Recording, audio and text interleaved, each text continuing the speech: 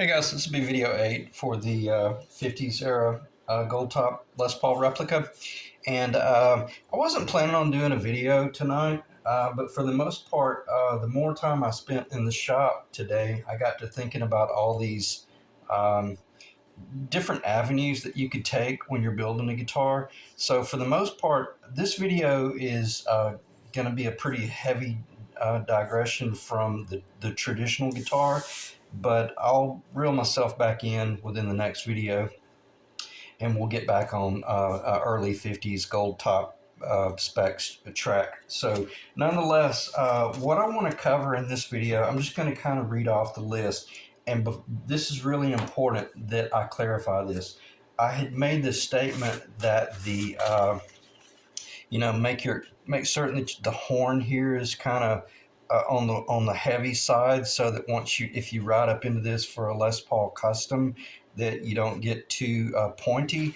I failed to clarify that the Stuart McDonald templates that I used when I built the Les Paul custom, the horn was perfect.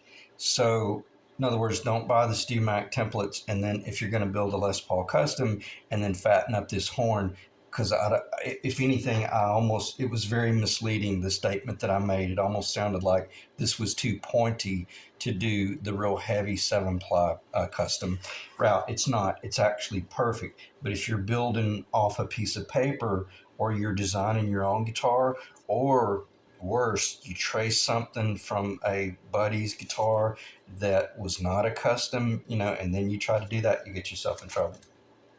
So I just want to make certain that I clarify that. So let me just scratch that off, so I feel like I've accomplished something. What I would recommend at this point is I've created a bit of a monster here when I did all the chamber work, because I was talking about how to keep the glue from squeezing off down into those cavities and whatnot. You might want to come in with something like this and just create a gluing template. And I don't know if you can see that. I'll kind of turn it in the camera, and the reflection should catch it. But it's just a piece of really inexpensive construction paper that I pressed into the cavities and created an indentation, and then just come in with some scissors or a knife and cut it out however you want to. Then let's say this was going to be your top. Well, you got to figure out how, if you're going to, again, I'm going to try not to throw the tight bond under the bus, but I've never had very good success working with tight bond, except when I was building hollow body jazz guitars, because the only glue up that you have to do for the hollow body jazz guitar is around the curve, the rim. You're not having to glue up all this area in here, so it's actually a fairly simple build. But if you're getting ready to put glue on this surface in certain locations, and then possibly even come in here and with your nitrocellulose lacquer, and maybe you want to seal all these areas where it's raw wood, which I highly recommend, but you don't want the seal to get on the glue where the tight bond is going, et cetera, then create a gluing template, and then just take your pencil and draw it, and then you're on your own. Because again, I've never had very good success working with a tight bond in that fashion. But when it comes to this, I will have to do that. Well, no, I won't. I won't have to do that template when I'm doing my epoxy, because I just put my epoxy down here. I make certain that I've got enough epoxy mixed up, because once I do this real nice, precise kiss, and then I lift it back off, then I can come in with my tool and kind of work a little bit more epoxy in. So I'm going to stop talking about that, because again, every job's going to be different according to how much you chamber the guitar. So glue up template chambering produces, I'm just going to read this off. It produces challenges, yet it becomes very similar to a hollow body top and back sides glue up. I don't know why I wrote that, because it's not similar to that at all. That's kind of contradictory to what I just said. It's just that, I know why I wrote that. when you're building a hollow body jazz guitar and you're gluing the top on or the back on, the final top. Let's say you glued the back on first, and then you're sitting there with like a shoebox, and then you glue the top on. Well, now you've got to be able to reach in there with a little swab and make certain that you wipe out all of the glue. Because the last thing someone wants to do is look inside a multi-thousand-dollar jazz guitar through the F hole and see where tight bond ran down the side or things like that. And that's kind of what I meant by, man, if you want to learn something, if you want to truly learn about guitar building, get the Robert Benedetto video series, because you're having to think on levels that you never would have thought of if all you had been building was just your bolt-on type neck guitars, because you got to be as uh, aware of what's going on the interior or within the interior as you do the exterior. So anyway, and then let me pause the video because I need to clear my throat and get a drink of water. Okay, anyway, at this point, and the reason I had mentioned this video is going to just kind of be a casual digression from the Les Paul. I want to talk about hybrid guitars a little bit. And the question would be, is this a hybrid guitar? It's probably getting fairly close, okay? And is that a bad thing or is it a good thing? No, not really. It's just a thing. But is this an authentic 1950s Goldtop? No. I think we all know that by now, but not by choice, as I had mentioned in one of the early videos. It's just this piece of Honduran mahogany that I had purchased with the hopes that it was going to be a really nice board, ended up being a boat anchor. And I even contacted my supplier and I said, John, man, there's nothing I can do with that. And I was going to return it. And he gave me a pretty nice discount, and I so appreciate that. But nonetheless, it was still sitting on my table, and I'm thinking, shit, man, I wish he had just given me my money back, because I'm not complaining. I'm going to try not to sound like I'm complaining, but I knew this thing's going to work me to death. So on that note, is it a hybrid guitar? Yeah, pretty much. But if anything, I was able to use it to create a video series that really shows you guys that are interested in building a guitar of your own. Sky's the limit. You can do anything you want for the most part, but just know for a fact that as soon as you start relieving these cavities, you deviate away from historical very quickly. You know that. You don't need me to tell you that. But the reason I gave that long intro there was, let's talk about hybrid guitars, and let's talk about tone bars, like a permanent internally designed a tone bar configuration versus like the 335, versus how much it greatly affects the valuation.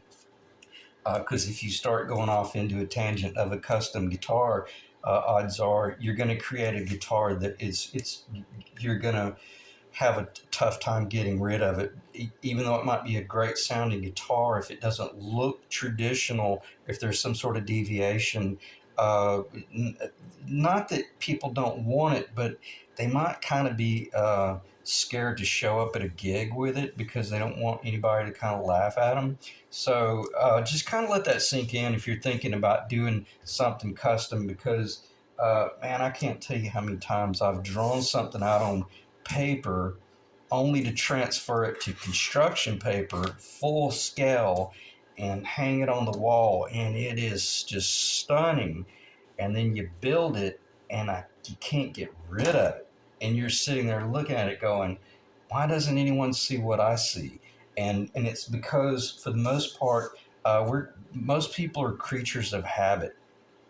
And we're used to seeing a Telecaster with a certain headstock, a Strat with a certain headstock, and a Strat in a certain color, and or a Les Paul or a big hollow body guitar, etc., etc. And on that note, you have to ask yourself, okay, well, I've got this really unique guitar here, and I've built I have built a lot of hollow body jazz guitars, enough to know what happens when you get into the world of bracing, and whether you're doing parallel bracing, or whether you're doing okay, let's just talk about parallel bracing. If you're doing parallel bracing, what happens to the tone in a hollow body versus a solid body? Well, you can't get it in the solid body. You have to engineer it into the solid body. So I'm kind of hoping that you guys will pick up on that visual right there and see the fact that I kind of have this whole hybrid half tone bar thing going on. See, there's a tone bar right there because it's hollow right there. So there's this hybrid tone bar thing going on down here, and it remains solid up there, maintaining as close to the original Les Paul sound as we can get. Or if you're doing a hollow body, then you've got the option of going into the true tonal bliss of working with X-Brace guitars.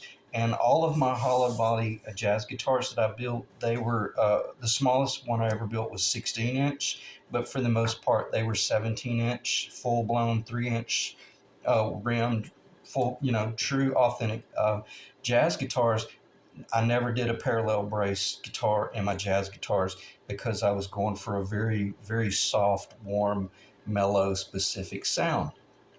I would control the volume of the guitar with the size of the F holes, which is such an incredibly cool thing that I learned from the Benedetto series. So when we're talking about parallel versus X brace, we're off in the world of jazz, and then steps in the 335, which is probably one of the most hybrid-esque brilliant designs ever, because it's almost the best of both worlds, if not all of the worlds. And it's why the 335 sounds the way it sounds. I've never built a 335, and don't really, I'm not really attracted to them because I'm a Gretsch guy. But for the most part, if you were dealing with an enormous amount of wood that you just have to go in there and you just have to cut out the center to get the thing under control. Well, then if you want to maintain some sort of familiar sound, you could come back and build it out as like a 335 with the actually, I think it's like a 1x4 down the middle, and then I think it might even be maple, and then it's got these massive tone bars up the side. I don't know if the tone bars are spruce, which is a lighter wood and very strong, or if I don't think it would be maple, because if you got a maple center core that's roughly 3 inches wide by 3/4 of an inch thick, with 3/4 by 1 1/4 inch tone bars, it's going to get pretty heavy. So even though in other words, it would be defeating because you've emptied out this interior and then you've added all this maple back. So anyway, it's incredibly intriguing, because if you did have this hollow body configuration right here, you could come in and build up the top, with this whole thing right here, and just let your imagination start running with you. You see how quickly this is kind of turning into like a jazz guitar, the way you would build a jazz guitar. So all I'm saying, if you're building a guitar because you just want to build a guitar and you're not worried about trying to figure out how to make money off of it, knock yourself out. Just get out the pencil and paper and start coming up, or either just grab some little sticks like this and start thinking out of the box. And you'd be surprised how quickly you can actually create some sort of original design of your own. And is it a completely original? Well, not really, but at least it's influenced by something that is not only very original, but very much proven to be a phenomenal sounding guitar. And where I am going with this is, then it might lead you into the arena of taking a piece of maple that is rock maple and weighs 2.5 pounds or 3 pounds, Now we're going to do a carved top anyway. We knew we were going to do an arch top, but where I'm going with this, you might realize that, oh no, this is not good. I'm not going to be able to hit my target weight, because even after all this chamber work, this thing is still a monster. Okay, well, who's to say you couldn't come in here with some cedar, a really thin cedar or something, and or the tone bars, and come in with the parallel tone bars, and start carving away material on this side and on that side and even down the middle, and maybe even use your template here to define areas that are already relieved. So maybe come up in here and consider relieving some of this wood here. Again, this particular video is about as far as you can deviate from a traditional gold top, but I just want you guys to consider that before you think, well, I'm building a Les Paul, it's got to be, it's got to be solid, and everybody knows a Les Paul is 10 pounds. The heck with that. That's crazy. If you're just doing this because you're enjoying doing woodworking, uh, you know, step out on the edge and take a chance. All right, let me check the time.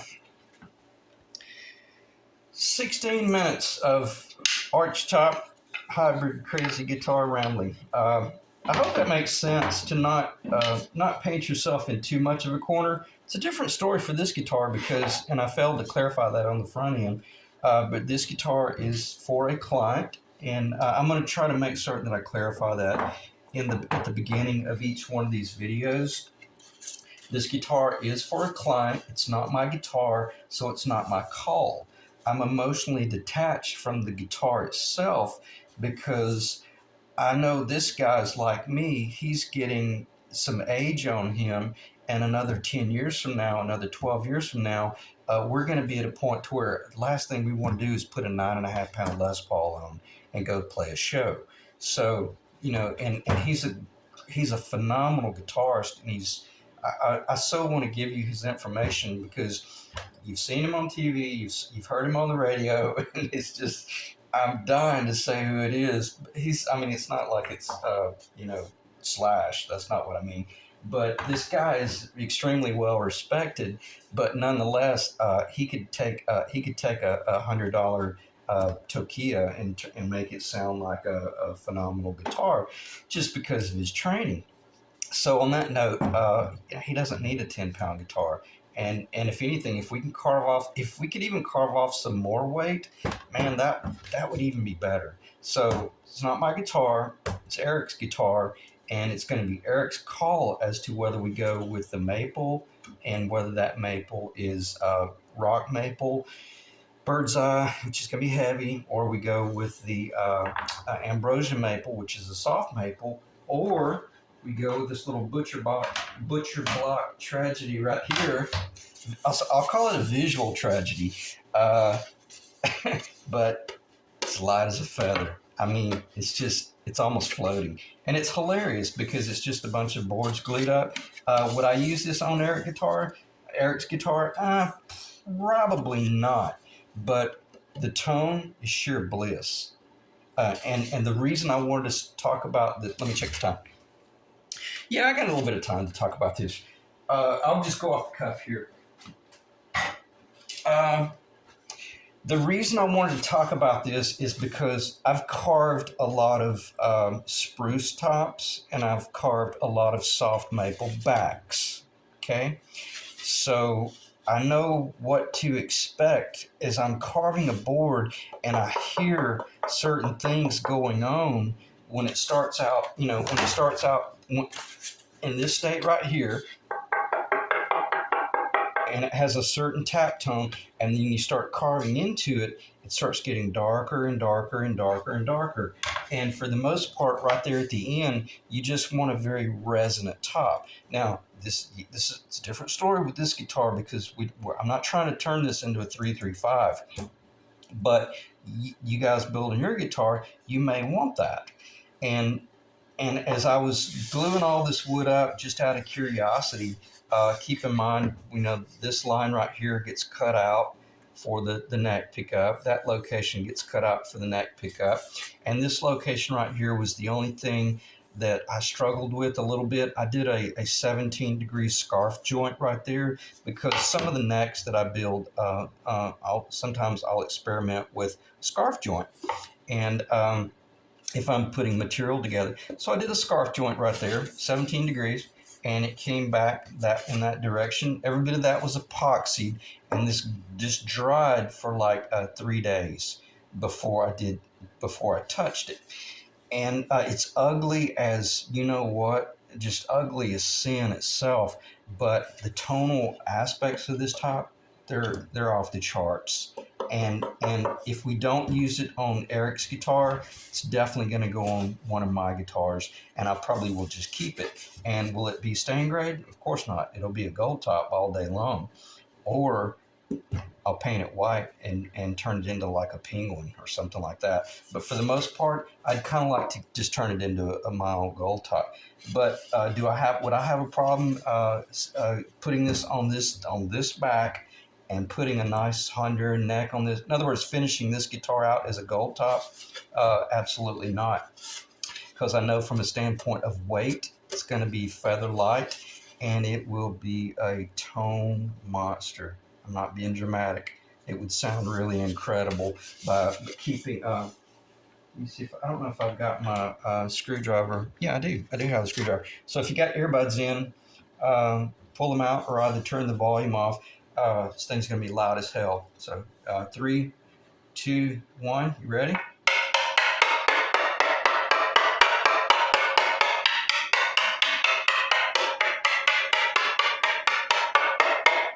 Listen how solid it is. And you don't hear a change in tone when you go from this little block to that block. It's very consistent. Why? Because I think primarily because it's glued up with the epoxy. Could I have glued this up with Titebond and it been just as good? Yes, but I would have had to have had an enormous amount of clamping jigs, and I would have had to have glued this section up first, let it dry, glue that one on, let it dry, glue that one on. I was able to pretty much glue every one of these up at once. Atop that right there, everything hanging over wild and crazy, and basically hardly even clamp it. I just reached up in here and made certain that I kept a perfectly flat surface, and I can't believe I lost my ruler. All right, let me check the time. Yeah, we're getting kind of high up in the camera, so I'm probably going to cut it off here fairly quickly. But that's what's critically important, is that you've got a perfectly flat surface.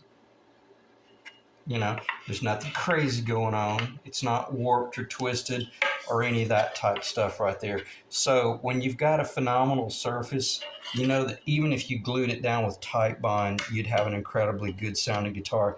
Glue it down with an epoxy and let it dry. That epoxy cures in about 7 to 10 days, and it is beyond rock hard.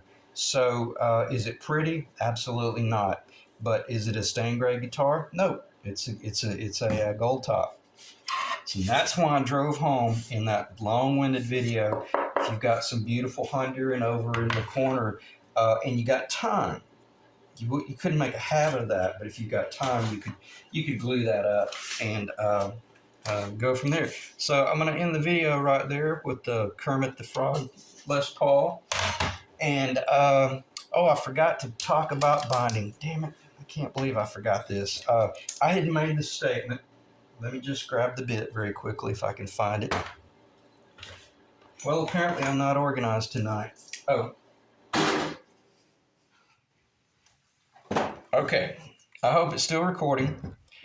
That bit right there, the one that I used, this is a 3-blade flush cut. That's a 3/8 inch bearing. Okay. With that single bit, I made one single pass, and this is the 60 thousandths binding. And you can see, I hope you should be able to see that.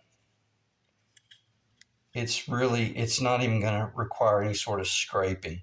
Now that's a very tall binding. That's a 5/16, but nonetheless, if you wanted, you could trim it prior to, or just go ahead and glue it in, and then do one simple scrape pass, and you're going to be set. You're going to be set. So if you're building the gold top or the 59, 50, 58, 59, 60, from 52 to 60, single binding, unless it's a Les Paul custom. Okay, so I hope the camera recorded all my audio. Flat, I didn't get to talk about. I'm going to go ahead and try to talk about this. Where are we? 25 minutes. I don't think I'm going to be able to. In the next video, if it's still recording my audio, I will cover the flat top will allow you make it so much easier to route that binding channel. But if you do your pre-carving, it's a total different story when you're cutting your binding then, because you're having to rely on your router to be set up in an overhead fashion on some sort of tower, and you're going to be routing the binding that way or free-handed. So anyway, we'll cover that stuff in the future video, and I hope this video wasn't a waste of anyone's time, but I think I kind of forewarned you on the front end that it was just going to be off the cuff and talking about a hybrid approach to building a guitar. All right, thanks guys. See you in the next video.